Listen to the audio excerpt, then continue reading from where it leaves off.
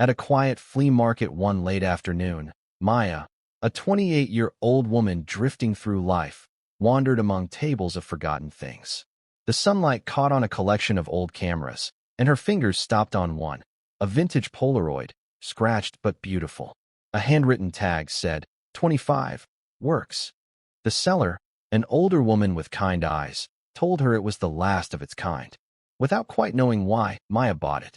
Back in her small, lonely apartment, Maya unpacked the camera and found a nearly expired pack of film with only 3 shots left. She loaded it carefully and decided to take a test picture of her kitchen table. When the photo developed, her heart stopped. Instead of her table, the Polaroid showed a child's handwriting on a crumpled paper that said MOM. She hadn't spoken to her mother in years. The image wasn't of what she'd photographed. It was of something she had lost. Curiosity and unease tangled in her chest. She took the camera out into the night, walking the quiet city streets until she found a small diner still open. Inside, a few late-night customers sat in silence. An old woman with a cup of coffee, a teenager with headphones, a tired man with a newspaper. Maya, almost without thinking, lifted the camera and took a picture of the elderly woman. The photo developed into an image of a sunlit kitchen table, hands reaching for a casserole dish, laughter frozen in light. The woman gasped when Maya handed it to her. "My mother's table," she whispered, tears in her eyes. "I haven't seen this in years." Maya left the diner shaken but mesmerized. The camera didn't show the present. It showed memories that people needed to remember. She used her second shot in a park, photographing a sleeping child in his father's arms. The image that bloomed was an older man reading a letter to that same child, now grown. It was as if the Polaroid didn't record moments, it gave them back. Back home, Maya spread the strange photos across her table. They felt like pieces of other people's souls. The first still haunted her, the one that said MOM.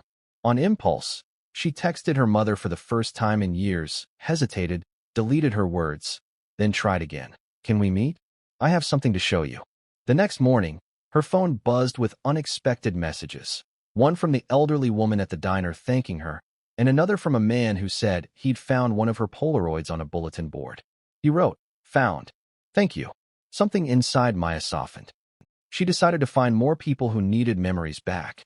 Over the next few weeks, she walked the city, photographing strangers, a florist, a nurse, a man on a park bench. Each photo developed into something deeply personal, a childhood greenhouse, a night of laughter, a lost wedding day. Every person who received a picture seemed to recover something invisible. Maya began leaving Polaroids pinned up in cafes and corner stores for people to discover. One day, she finally met with her mother. They sat across a familiar kitchen table that smelled of sugar and lemon. Maya handed her the photo of herself as a child at a carnival, hand in hand with her mother. Tears filled her mother's eyes. They talked, haltingly at first, then freely.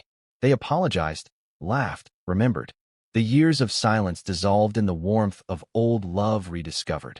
Months later, Maya started a small community project called the Polaroid Project, offering free photos to anyone who wanted them. Each picture developed into a piece of someone's memory, reunions, forgotten dreams, old friends. She realized the camera wasn't magic in the way people thought. It was simply a reminder that memories, like love, are meant to be shared, not buried. Eventually, Maya passed the camera on. She left it in a thrift shop with a note that read, "For the next person who needs to remember." A young girl found it, her face lighting up as she held it. Maya watched from the street, smiling. She no longer needed the Polaroid. She had her own memories back now, and she knew that the magic wasn't in the camera. It was in the people who dared to remember.